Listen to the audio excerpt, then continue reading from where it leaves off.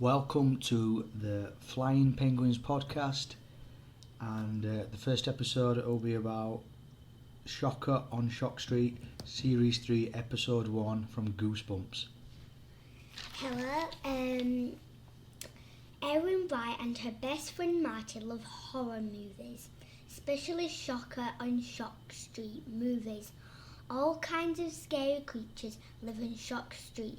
The Toadinator, Apeface, the Mad Mangler, but when Erin and Marty visit the new Shocker Studio theme park, they get a scare of their lives. Their tram gets stuck in the cave of the living creeps. Then they're attacked by a group of enormous praying mantises. Real life is a whole lot scarier than the movies, but Shock Street isn't really real, is it? Nice one. So that's the blurb from the book. We actually watched the TV episode for this, and there's a few slight differences, but we'll go through that at the end. So the opening scene starts with two friends, Erin and Marty, and they're in a workshop, aren't they? Yeah. Next comes in the dad, Erin's dad, and his job is. Do you want to describe what his job is? He's a scientist and he makes loads of heads and things for Shocker Street. Yeah, he's a prop designer, isn't he? Yeah. And he makes lots of creatures and faces, and it's a pretty cool workshop, really. And Erin's introducing Marty to her dad, and then they see that door, don't they? Yeah. Yeah, but Erin wants to go in the door, and her dad's no, not happy. Doesn't like. No, there's a smack down on that one, doesn't he? Not going in that door, not having it.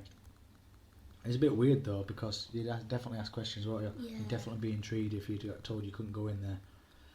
But then, can you remember what happens next? Well, Erin's dad says that they can go on the Shocker train, the first people to go on, and when they go, the train gets stuck. Yeah, So it's going- good to start off with though, isn't it? To be fair, it's a Yeah. good ride to start off with, but I don't think I'd want to be the first ones testing it out ever. No, I'd want it tested first, Yeah. probably. It starts off pretty well though, but then that Marty gets scared when it stops and he wants to leave, doesn't he? Yeah, not surprised he wanted to leave, especially when the bats came and attacked them. Remember when Mia got scared at Chester Zoo? He ran out screaming and crying. Yeah, because of the bats attack. Absolute nightmare, yeah. Yeah. Loads of other kids there, but she ran out. Yeah. I think it might have been the dark. Yeah, it was Because no bats came and attacked her, but I don't know, she had a proper Batman phobia then, didn't she? Yeah. Anyway, the next bit on the story, they go to a bit and they call it the Tunnel of Doom.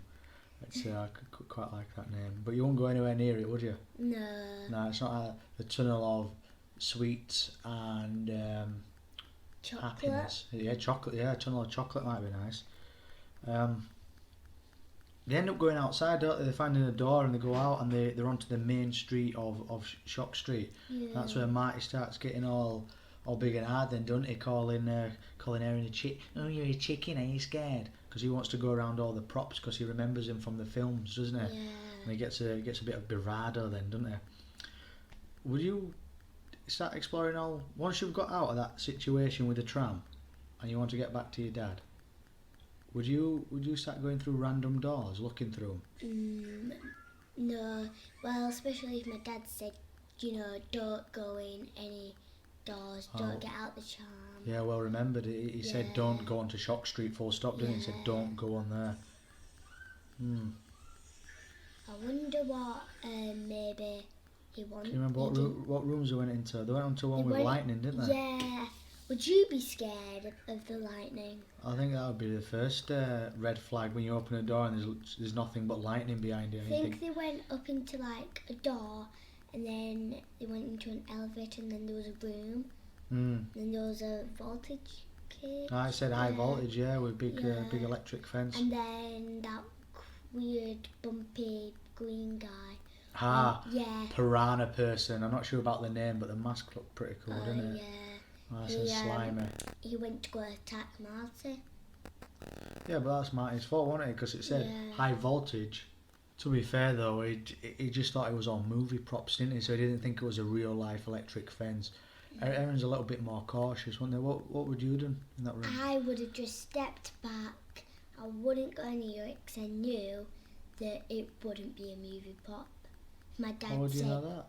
well, I'd know it because he got electric shocked.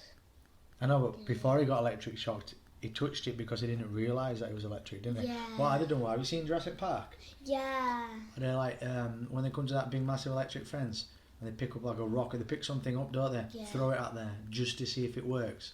I'd have taken that old Jurassic Park knowledge and lobbed something over it, and if it is, yeah, you go back out the room, don't you? Yeah. I think that piranha man grabs him, doesn't he? Yeah, and like pulls him back, tries to eat him maybe. The piranhas do eat like everything. I'll tell you what I thought was funny. They had them blaster guns on the little train yeah, car, didn't and they? they tried to shoot the fish man. Yeah, piranha person it's called. But what I thought was funny, he's just typical American, innit? He'd reach for the gun and start blasting away. And then nothing happened. That was just a toy gun, wasn't it? Yeah. I don't think it were properly fixed. But then they go out back onto Shock Street, don't they? Yeah. And who's hanging around there with like a little headset on? The dad. Hmm. He's up to something. Yeah. What do you think you want to come save him? Well, I would have thought that. Well, you'd have thought that the dad's come and he's on the radio back to like HQ or whatever, saying, "Oh, we found them, they're safe," and yeah. Can you remember what happens next? Yeah, he grabs Marty, and they're like robots. Well, they lifted up the back of his shirt, don't they? Yeah. You think, hang on a minute, what's happening here?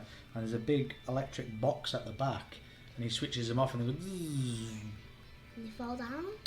I thought, oh no, he's created Marty as a friend for Erin, and Erin didn't know, and Erin's in shock, like, oh Marty, oh no, and then all of a sudden, Erin, she's a robot too. yeah, she gets the same treatment, Yeah. doesn't she? She gets grabbed by the dad And then and switched off. Yeah, and then the dad takes him to his workshop and makes new ones because he realizes that Erin was like programmed Yeah.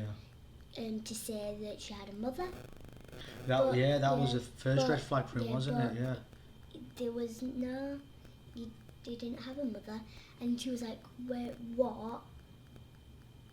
They don't have a mother because they're robots." And that's how he knew that, because he said, oh, maybe they got the wires crossed or there's something wrong with the programming, because that's never been a conversation or anything. But then he's got two more. They're making Erin 1 and Marty 2, aren't they? Yeah, but then Erin and Marty come back, switch themselves on somehow, and they try and attack him. Yeah, and then it finishes. Yeah. I like that twist, Yeah. that they're robots, because I didn't see it coming at all. Yeah. I just thought that room was full of like experiments, and he might have been like creating these monsters that were actual real monsters in the horror films, but that wasn't the case at all. It turns out that his child and her best mate were actually creations by him, so I Yeah, enjoyed and that. those cameras everywhere. And I got a bit creeped out by those twins, and then there was more of them. Do you know where the cameras were? Are the workers? Yeah. Yeah. But they looked exactly the same. They walked like them, they turned like them, they did everything the So same. what do you think they might have been? I think they might have been robots too. Yeah, I thought that but as well. programmed to help their father, the Like concept. worker robots, yeah. Yeah. Yeah. Do you enjoy that story then? Yeah, it was quite fun. I enjoyed it. Have you read the book? No, I haven't. I don't have that book. I have The Curse of the Mummy's Tomb. We don't talk about that though, are we? We're talking about Shocker and Shock Street. I've never heard of it actually. I can't remember it. I can't remember.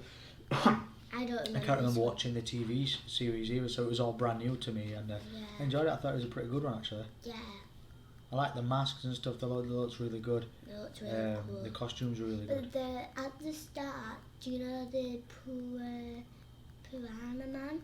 Piranha person. Piranha A bit of person. alliteration there, isn't it? Yeah. Mhm. He was standing up against, do you know that cabinet with all the other faces on? Ah, right, And yeah. then he came alive. Yeah. Yeah.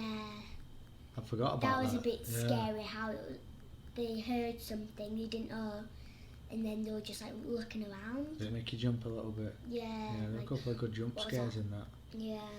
Yeah. Quite good. So what would you give it out of 5? I'd probably give it about 4. Yeah, that good. Yeah, that's Nice. quite good. It jumps to your mind and it scares you a bit, like, a lot. Yeah, okay. It's quite funny though. I enjoyed it. Yeah, I especially like the twist. There's always like a twist somewhere, isn't there? Yeah. But I know it's a children's thing, but I didn't see the robot thing coming. So that was Shocker on Shock Street, Season 3, Episode 1 of Goosebumps. This has been Episode 1 of the Flying Penguins podcast. Plenty more to come. Over and out. Bye.